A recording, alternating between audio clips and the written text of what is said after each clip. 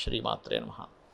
మనము జూలై మాసంలో రాశి ఫలితాలు కనుక చూసుకున్నట్లయితే అప్పుడు ఉన్నటువంటి గ్రహస్థితి ఏ విధంగా ఉంది అని చూసుకున్నట్లయితే జూలై మాసంలో శని వక్రగతిలో ఉంటున్నాడు కుంభరాశిలో. అదేవిధంగా రాహు మీనంలోని, మేషంలో కుజుడున్నాడు. అయితే చంద్రుడు ప్రతి 2.5 రోజులకు ఒకసారి మారిపోతూనే ఉంటాడు. అలాగే మరొక విషయం ఏంటంటే ఇక్కడ ఈ యొక్క కుజుడు 13వ తేదీ గురువును కలుస్తున్నాడు. ఎప్పుడైతే కుజుడు గురువును కలుస్తాడో కొంచెం ల్యాండ్ రిలేటెడ్ సంబంధించిన విషయంలో మంచి జరిగేటువంటి యోగం, కొంచెం ల్యాండ్స్ రేట్స్ పెరగడం కూడా జరుగుతుంది.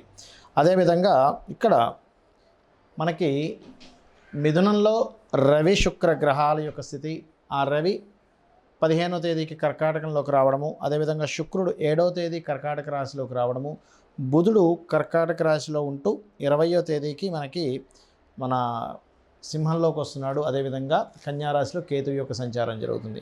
ఈ యొక్క గ్రహస్థితిని అనుసరించి ద్వాదశ లగ్నాల వారికి, లగ్నం తెలియని వారి రాశుల వారికి ఏ విధంగా ఉంది అనేటువంటి విషయాలు మనం ఇప్పుడు తెలుసుకుందాం. వృషభ లగ్నము, వృషభ రాశి. వృషభం వారి కనుక చూసుకున్నట్లయితే లగ్నంలో గురువుతో పాటు కుజుడు కూడా వస్తున్నాడు 13వ తేదీకి. అంటే ఆల్రెడీ గురువు ఉన్నాడు, మీకు 13వ తేదీ నుంచి కుజుడు కూడా వచ్చాడు.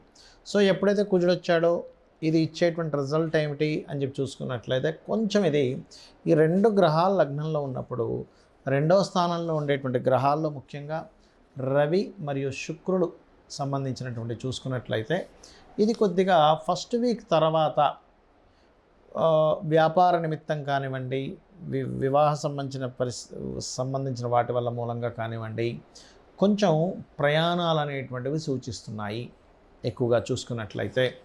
అలాగే 2వ స్థానంలో ఉండేటువంటి రవి యొక్క స్థితి భూమి మూలంగా, గవర్నమెంట్ మూలంగా లేదా తల్లిగారి మూలంగా, ఏదైనా మెడికల్ రిలేటెడ్ వాటి మూలంగా ధనయోగం అనేటువంటి చూపిస్తుంది. 5వ స్థానంలో కేతు ఉన్నందుకు మీరు కాస్త ఏదైనా ఒక నిర్ణయం తీసుకునేటప్పుడు కాస్త జాగ్రత్తగా తీసుకోవాలి. అదేవిధంగా 4వ స్థానంలో ఉండేటువంటి బుధుడు ఒక రకంగా 4వ స్థానంలో బుధుడు ఉండడం కానీ, 2వ స్థానంలో రవి ఉండడం కానీ రవి బుధుల యొక్క పరివర్తన చూపిస్తుంది. సో రవి బుధుల పరివర్తన అనేటువంటిది ఈ స్టూడెంట్స్కి స్కాలర్షిప్స్ రావడానికి, మరియు ఈ యొక్క రియల్ ఎస్టేట్ రంగాల్లో ఉండేటువంటి వారికి మంచి లాభాలని, రైతులకు మంచి లాభాలని, రైతులకు గవర్నమెంట్ నుంచి వచ్చేటువంటి ఏదైనా సబ్సిడీస్కి వీటికి యోగిస్తుంది. కాకపోతే 5వ స్థానంలో కేతు ఉన్నందుకు కాస్త ఈ ప్రేమ వ్యవహారాలకు సంబంధించిన విషయాల పట్ల కాస్త జాగ్రత్తగా ఉండండి. వివాహ సంబంధించిన నిర్ణయాలు, వివాహ సంబంధించిన ప్రయత్నాలు ఫలిస్తాయి చెప్పాలంటే. అయితే ఇక్కడ ఈ శుక్రుడు ఎప్పుడైతే 7వ తేదీ నుంచి 3వ స్థానంలో ఉంటున్నాడో ఇది షార్ట్ జర్నీస్తో పాటు కొంచెం ఈ యొక్క సిబ్లింగ్స్లో ఆడవారితో, అంటే అక్క చెల్లెళ్ళు వాళ్ళు ఉంటారు, వారితో చిన్న మనస్పర్ధలు వచ్చేటువంటి ఛాన్సెస్ ముమ్మాటికే కనిపిస్తుంది. మరియు అదేవిధంగా చేస్తున్నటువంటి ఉద్యోగంలో మార్పులు, ఉన్న ప్రాంతం నుంచి వేరే ప్రాంతానికి వెళ్ళడం, ఇటువంటివి బ్రహ్మాండంగా ఇక్కడ మీకు పాజిటివ్గా ఫలితాలు ఇవన్నీ ఉన్నాయి. ఏదైనా ప్రయత్నం చేసినట్లయితే వేరే ప్రాంతానికి ట్రాన్స్ఫర్ చేసుకుందాం అనుకునేటువంటి వారికి ఇది సరైనటువంటి సమయం. అదేవిధంగా ఇంపోర్ట్ ఎక్స్పోర్ట్ మరియు ఆన్లైన్ ద్వారా వ్యాపారాలు చేసేటువంటి వారికి చాలా చక్కగా కలిసి వస్తుంది. ఆన్లైన్ అంటే మళ్ళీ షేర్ మార్కెట్, బెట్టింగ్స్ అనుకోకుండా దయచేసి ఆన్లైన్లో ఏదైనా ప్రోడక్ట్ అమ్మేటువంటిది. ఇక మీరు చేయవలసిన దేవత ఆరాధన, గణపతి యొక్క ఆరాధన, విష్ణు ఆరాధన చేయండి, అనే విధాలు బాగుంటుంది. అయితే ఇప్పుడు శని వక్రించాడు. శని వక్రగతి వల్ల కూడా కొన్ని జాగ్రత్తలు తీసుకోవాలి. మీ జాతకం ఉన్నా లేకపోయినా సరే గుర్తుపెట్టుకోండి. ఏమిటది అంటే శని మకర రాశి, కుంభరాశిలో ఉండి మకరం వైపు వక్రించున్నాడు. దీనివల్ల పర్టికులర్గా ఏంటంటే ప్రపంచవ్యాప్తంగా, దేశవ్యాప్తంగా కొంత కెరియర్ రిలేటెడ్ సంబంధించిన విషయంలో కొంత గ్రోత్ ఉంటుంది. అదేవిధంగా కొంత స్ట్రెస్ ఉంటుంది దేశవ్యాప్తంగా, ప్రపంచవ్యాప్తంగా కూడా. అయితే ఇక్కడ ఈ శని వక్రగతి అనేటువంటిది ముఖ్యంగా ఇంకా వేటి మీద చూపిస్తుంది. అందరూ అసలు ఏం చేసుకోవాలి చూసుకున్నట్లయితే ఎప్పుడైనా గుర్తుపెట్టుకోండి, శని భగవానుడు రాశి మారిన, నక్షత్రం మారినప్పుడు కానీ, వక్రగతి చెందినప్పుడు కానీ, పాపగ్రహాల మధ్యన కానీ, శుభగ్రహాల మధ్యన కానీ చేరినప్పుడు మనకి దానిలో ఒక మార్పుని ఇస్తాడు ఖచ్చితంగా. అంటే కర్మకారకుడు, న్యాచురల్ కర్మకారకుడు ఆ యొక్క మార్పుని ఇచ్చినప్పుడు దాని యొక్క ఫలితాల్లో అనేకమైనటువంటి మార్పులు వస్తాయి. ఇది ముఖ్యంగా దేశ రాజకీయాల మీద ప్రభావం చూపిస్తుంది శని వక్రగతి అనేటువంటిది. అదేవిధంగా రెండవది ఏంటంటే జాబ్స్, ఎంప్లాయ్మెంట్స్, వీటి మీద ఒక పాజిటివ్నెస్ని కూడా ఇస్తుంది, అందులో ఎటువంటి సందేహం లేదు.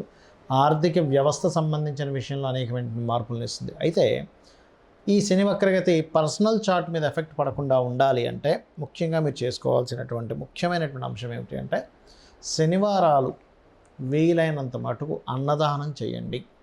దీనివల్ల ఏమవుతుందంటే శని వక్రగతి యొక్క ప్రభావం తగ్గి మీకు పాజిటివ్ అనేటువంటి జరుగుతుంది. అలాగే బెల్లము గోవుకు తినిపించడము, మధ్యాహ్నం పూట నిద్రపోవడం అనేటువంటిది ఎక్కువగా చేయకూడదు.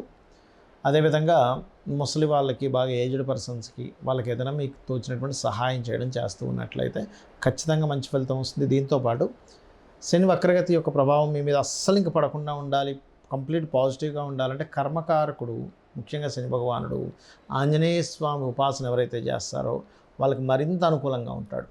కాబట్టి ఆ అనుకూలత రావాలంటే రోజు కనీసం 20 నిమిషాలు, ఎక్కువసేపు అక్కర్లేదు, ఓం హరి మర్కటాయ నమః అనే మంత్రం చేయండి, అద్భుతంగా ఉంటుంది. అయితే ఎవరికైనా వాళ్ళ జన్మజాతకంలో శని వక్రించుండి వాళ్ళ గనక కర్మ సంబంధం దానికి వచ్చింది కంప్లీట్గా అన్నప్పుడు ఉద్యోగం, గతంలో చేసిన ఉద్యోగంలోకి వెళ్ళడం అనేటువంటిది ఇస్తాడు.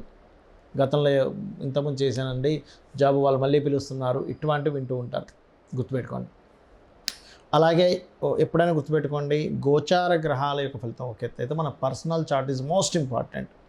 మన పర్సనల్ చార్ట్లో ప్రస్తుతం నడుస్తున్న మహాదశ ఏమిటి, అంతర్దశ ఏమిటి, దానికి గోచారం ఏమిటి, ఇది పర్టికులర్గా చూసుకోవాలి. అంతేగాని ఎంతసేపు నాకు ఏలినాటి శని ఉంది, అర్ధాష్టమి శని ఉంది, అష్టమి శని ఉంది, అందుకే ఇంత ఇబ్బంది పడుతున్నాను అనుకోవడానికి వీల్లేదు. ఎందుకంటే శని భగవానుడు ఎప్పుడూ బ్యాడ్ అయి ఇచ్చేటట్టయితే ప్రతి ఒక్కరూ శని మహర్దశ రాగానే ఇబ్బంది అయిపోవాలి. గురు మహర్దశ రాగానే బాగుండాలి, శుక్ర మహర్దశ రాగానే బాగుండాలి, బుధుడు రాగానే బాగుండాలి. అలా అవ్వట్లేదు కదా. లాజిక్ ఆలోచించండి. శని భగవానుడు బాగుంటే మంచి ఫలితాలు ఇస్తాడు, గురువు బాగున్నా మంచి ఫలితాలు ఇస్తాడు. కానీ ఇబ్బంది అయితే గురువు గ్రహం అయినా సరే ఇబ్బంది ఇస్తుంది. శుక్రగ్రహం, అందరూ ఏమనుకుంటారు శుక్రదశ వస్తే రాజయోగం అనుకుంటారు. అలా ఏమి ఉండదండి. శుక్రుడు బాగుంటేనే రాజయోగం. నేను మీకు ఒక కనీసం కొన్ని వేల జాతకాలు చూపిస్తా. శుక్రదశ వచ్చినప్పుడు ఇబ్బంది పడ్డ వాళ్ళు కూడా, ఎందుకంటే డిపెండ్ ఆన్ ఆ గ్రహం యొక్క స్థితి ఎలా ఉంది, శాస్త్రంలో చాలా స్పష్టంగా చెప్పబడింది. కాబట్టి ఈ యొక్క విషయాన్ని కంప్లీట్గా తెలుసుకోవాలి మీరు. ఇది తెలుసుకోకుండా మూఢంగా శని వచ్చేసింది పాడైపోతాను, శుక్రుడు వచ్చేసింది బాగుంటాను కాదు. శుక్రుడు పాడైతే శుక్ర సంబంధంగా పాడవుతాడు మనిషి. అంటే స్త్రీ వ్యామోహం కావచ్చు, లేకపోతే ఎక్కువ లగ్జరీ ఖర్చులు పెట్టేసి పాడు చేసుకోవడం కావచ్చు, ఇట్లాంటివి ఇబ్బంది పడుతూ ఉంటాడు. శని గనక పాడైతే కింద వాళ్ళ వల్ల వీళ్ళు ఇబ్బంది పడుతూ ఉంటారు. అంటే వీళ్ళకి సపోర్ట్ చేయకపోవడం. అదే బాగుంటే వాళ్ళ కింద పనిచేసే వాళ్ళ వల్ల వీళ్ళు మంచి రాజయోగాన్ని పొందుతారు. సో ఆ డిఫరెన్స్ అనేది ముఖ్యంగా మెయిన్గా తెలుసుకోవాలి, ఎప్పుడైనా గుర్తుపెట్టుకోండి. అయితే ఇక్కడ ఒక విషయం ఏంటంటే, మీరు మీ యొక్క జన్మజాతకం ఎలాగున్నా కానీ, అందులో ఎన్ని అవయోగాలు ఉన్నా, ఎంత దీన స్థితిలో ఉన్నా ఒకటే గుర్తుపెట్టుకోండి, అమ్మవారిని నమ్ముకుంటూ, చాలామంది భయపడే శనికి సంబంధించిన విషయమే కాబట్టి అమ్మవారిని నమ్ముకుంటూ, అమ్మవారి లలితా సహస్రనామాల్లో ప్రత్యేకంగా ఓం అనాకలిత సాదృశ్య చుబుక శ్రీ విరాజితాయై నమః అనే మంత్రం కనుక చేసుకోగలిగితే ఎటువంటి శని దోషాలున్నా పోతాయి, గుర్తుపెట్టుకోండి. ఇంకొకటి ఏంటంటే, ఇక్కడ మీరు ఎప్పుడు కూడా బాగున్నటువంటి ప్లాంటరీ పొజిషన్కి సంబంధించిన రత్నమే ధరించాలి ఎప్పుడు కూడా. చాలామంది ఏం చేసే మిస్టేక్ ఏంటంటే, నాకు ఈ దశ బాగాలేదు కదండి అందుకే ఆ రత్నం పెట్టేసుకున్నా అంటారు. అది కూడా చాలా పెద్ద మైనస్ అవుతుంది, ఒకటి.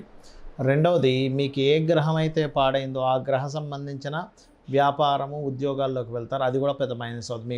మీకు ఏ ప్లానెట్ బాగుందో దానికి సంబంధించిన దాంట్లోకి వెళ్ళండి, అప్పుడు బాగుంటుంది. గురువు బాగున్నాడు, టీచింగ్స్లోకి వెళ్ళండి. బుధుడు బాగున్నాడు, వ్యాపారంలోకి వెళ్ళండి. శుక్రుడు బాగున్నాడు, ఫ్యాషన్ డిజైనింగ్ దాంట్లోకి వెళ్ళండి. చంద్రుడు బాగున్నాడు, ఫుడ్ రిలేటెడ్ దాంట్లోకి వెళ్ళండి. రవి బాగున్నాడు, ఆరోగ్యం దాంట్లోకి వెళ్ళండి. చాలామంది చేసే మిస్టేక్ ఏంటంటే, చంద్రుడు బాగోపోతే వెళ్ళి ఫుడ్ బిజినెస్ చేస్తుంటారు. బాగోలేని చంద్రుడికి సంబంధించిన బిజినెస్ చేస్తే ఏమవుతుంది, మీ లైఫ్ కూడా పాడైపోతుంది. అదేవిధంగా చాలామంది పార్ట్నర్షిప్స్ విషయంలో కొన్ని తప్పిదాలు చేస్తూ ఉంటారు. అవతల వాళ్ళ జాతకం ఎట్లా ఉంది, అసలు వాళ్ళకి ఆ దాని పరంగా ధనయోగం ఉందా లేదా చూసుకోకుండా వీళ్ళకి బాగుంది కదా అని వెళ్ళిపోతారు. అక్కడ ఏమైపోతుంది, వాళ్ళకి బాగోపోవడం వల్ల మీకు కూడా ఇబ్బంది పడుతూ ఉంటుంది, ఎఫెక్ట్ పడుతూ ఉంటుంది, గుర్తుపెట్టుకోండి. మీ వల్ల వాళ్ళకి బాగుంటుంది మళ్ళీ, ఎప్పుడు కూడా గుర్తుపెట్టుకోండి. సో ఇది ముఖ్యంగా జాగ్రత్త పడవలసినటువంటి అంశము.